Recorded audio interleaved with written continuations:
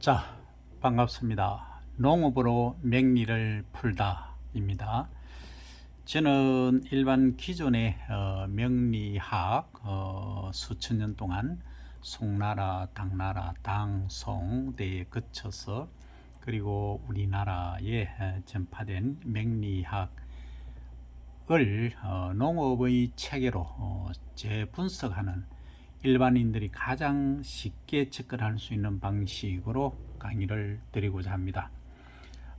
제가 이렇게 농업 맹리학을 강의하게 된 이유는 농업 맹리학은 일단 맹리 자체가 농업에서 시작되었다는 것이죠. 간단히 설명드리면 우선에 이제 우리가 뭘 먹고 사느냐 하면 이 한 톨에 쌀을 먹고 산다 가 핵심입니다. 그럼 이 쌀알은 어디서 왔느냐? 태양에서 왔다. 큰 태양이 있다, 그죠? 태양에서 빛을 비춰서 이 열매가 맺혔다. 그런데 이 열매가 맺히기까지는 뭐가 작용했다? 잎이 작용했다는 거죠. 잎. 그 다음 잎과 줄기가 있고 또 그 아래는 뿌리가 있었다 하는 거죠.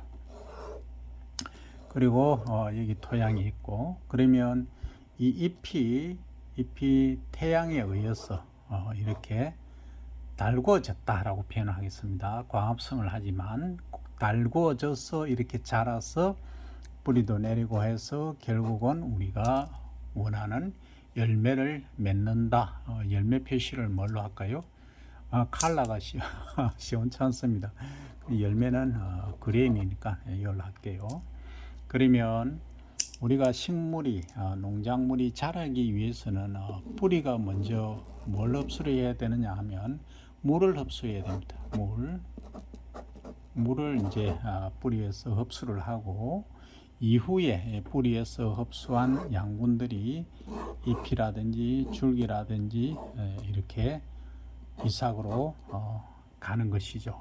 과일도 마찬가지입니다. 우리가 이 초본류를 일명 이제 초본 그리고 목본이라는 나무를 가리키죠. 초본은 가을에 수확하는 벼, 보리, 밀, 콩, 옥수수 모든 게 이 초본에 해당됩니다. 초본이면서 공류죠. 공류. 이 목본이라는 것은 키가 큰 걸 말입니다. 말하자면 이제 우리가 인목을 여기에 예를 잘 나오지가 않네요. 인목을 예를 들 수가 있습니다. 칼라가 원체 많다 보니까 잘 안 나옵니다. 거목이라고 하죠. 인목. 이 공유 같으면 우리가 이제 을목으로 표현을 할 수도 있습니다만 지금 상황에서는 그게 중요한 것이 아니고 왜 우리가 농업 맹리를 해야 되는가? 지금 많이 변형된 형태로 지금 산업도 변화되고 했지만 그 근본은 오리진은 어디서 출발하느냐? 농업에서 출발한다. 그래서 제가 농업 맹리를 시작하게 됐고 많은 분들이 너무 어렵게 생각합니다. 제가 이제 예를 들어서 이제 청간 지지를 설명하고 그 다음에 이제 연주, 월주, 일주, 그 다음 그러니까 시주 이렇게 설명을 드리고 했는데 앞에 이제 많은 설명을 했는데 뭐 오타도 좀 있고 그렇더라고요. 지나가서 보니까. 그래서 이제 우리가 가장 핵심으로 보는 것은 일간인데 위에 있는 것을 간이라고 아래에 있는 것을 지라고 합니다. 지지 땅이니까 이거는 하늘이고 땅이다 이렇게 이해를 하시면 됩니다. 그러면 이 태양을 저는 우리가 태양에서 오는 햇빛도 있고 그 다음 달빛도 있습니다. 은은한. 그래서 이 태양의 빛을 우리가 병화 그리고 은은한 달빛을 정화. 그런데 이 정화는 또 깊이 들어가면 뭐 장작불이니 모닥불이니 여러 가지를 이야기를 합니다. 그래서 너무 이제 복잡하죠. 그래서 이제 음양으로 해서 양, 이렇게 이야기를 합니다. 그래서 저는 제가 한 1,500여 분의 임상을 해본 결과 우리가 여기에 이제 일주죠. 일주 태어난 날짜에 요거는 나고 보통 부인이나 이제 부부 관계죠.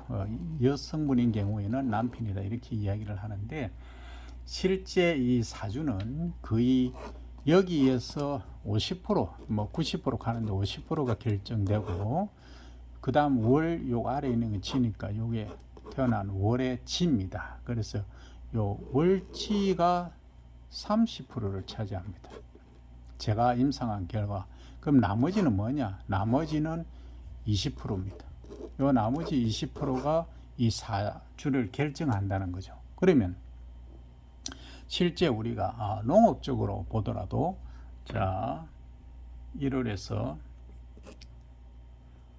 우리가 12월까지 있습니다. 그러면 농사를 짓는 철은 언제냐? 보통 3월, 옛날에는 4월에서 시작해서 10월에 거의 마쳤다는 얘기죠.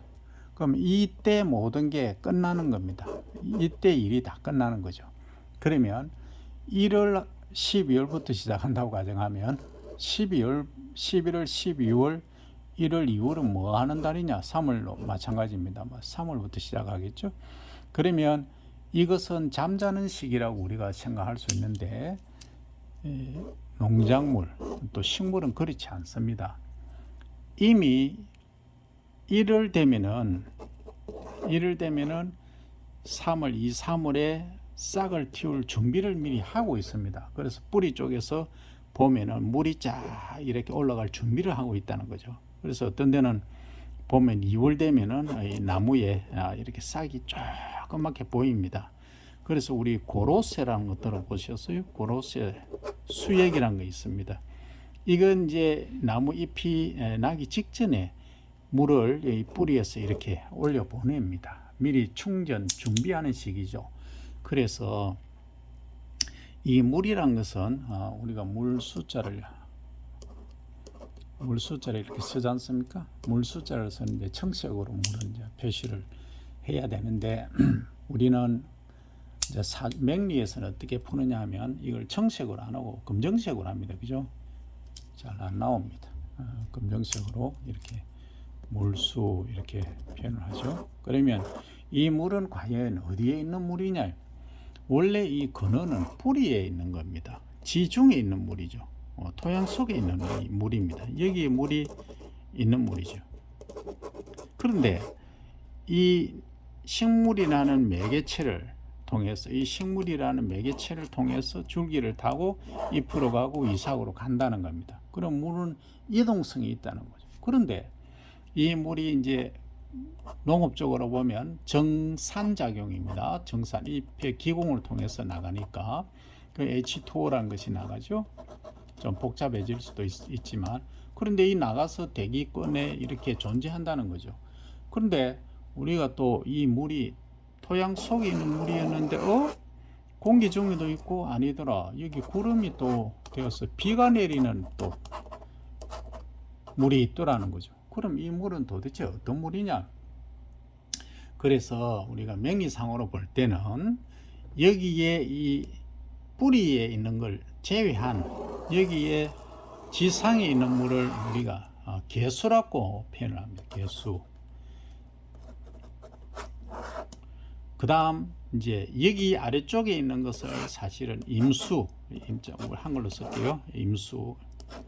임수는 우리가 큰 물이다 뭐 이렇게 얘기하는데 흐르는 물도 되고 강물도 되는데 이것은 저는 땅 속에 있는 물이다. 그리고 위쪽에 개수 이렇게 쓰죠. 이 개수는 어디냐? 이 지표면 위에 있는 물이다. 이렇게 이해를 하고 지금까지 접근해 왔습니다. 그러니까 잘 풀린다고요. 아주 쉽게 풀립니다. 그러면 우리가 작물을 키우고 하는 데는 결국은 이 물이란 게 누구한테 가기 위한 겁니까? 결국 식물에 가는 거죠. 다른 데 가는 거 아닙니다. 그래서 이걸 통해서 다시 공기 중으로 나왔다가 비를 통해서 다시 또 이렇게 내리는 거죠. 위에서 아래로. 이게 자연의 법칙, 자연의 이치다 이렇게 봅니다. 그래서 간단히 제가 이렇게 흐름을 설명드렸고, 흙은 뭐냐? 결국은 우리가 토라는 이 얘는 우리가 토를 크게 또 네 가지로 지지에서는 이야기를 하지만 이 토는 근본은 뭐냐면 지탱해주는 지지 역할, 그리고 양분을 포함하고 있는 뿌리를 내리게 해줄 수 있는 엄마 같은 그런 기능을 하는 것이 토다는 거예요. 그리고 토의 성질을 가진 사람이 대체적으로 침착하고 이동성이 적고 하는 이유가 거기에 있다는 거죠. 어쨌든 이 명리는 농업으로 풀어야 된다 하는 점을 먼저 지금 말씀드리고, 다음 시간에는 그러면 과연 우리가 육식갑자를 하지 않습니까? 육식갑자를 이야기를 하는데, 뭐 갑자에서 시작해서 쭉 이제 60까지가 나오지 않습니까? 그러면 여기에 관한 특성들을 제가 1500명 정도의 임상 결과를 통계치로 제가 분석을 해봤습니다. 해본 결과를 다음 촬영 때부터 말씀을 드리도록 하겠습니다.